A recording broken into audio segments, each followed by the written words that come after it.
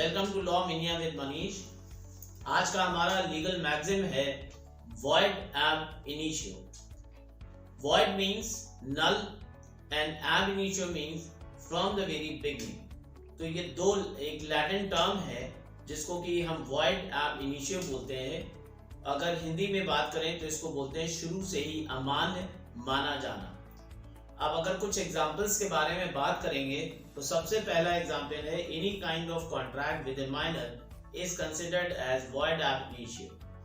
Means अगर आप example के तौर पे पार्टनरशिप में बिजनेस कर रहे हैं, दो लोग हैं और एक मेजर है एक माइनर है, तो ऐसे केस में वो void ab initio माना जाएगा। Means it can not be enforce in the court of law, it can not be considered as valid in the eyes of law. दूसरा एग्जाम्पल, मान लीजिए कि चाइल्ड मैरिज की बात है, तो child marriage is also considered as void ab initio, void from the very beginning, it cannot be enforced। Third example, wagering agreement के बारे में बात कर सकते हैं। तो under section 30 of Indian contract act 1872 हम लोग को वेजरिंग एग्रीमेंट के बारे में बताया जाता है।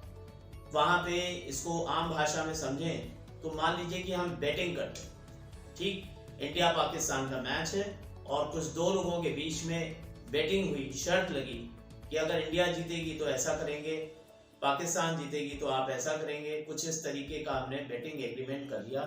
That is also considered as void ab initio, void from the very beginning, क्योंकि ये जो है आपका मान्य नहीं है। ठीक, एक लैंडमार्क केस के बारे में जिक्र करना चाहेंगे।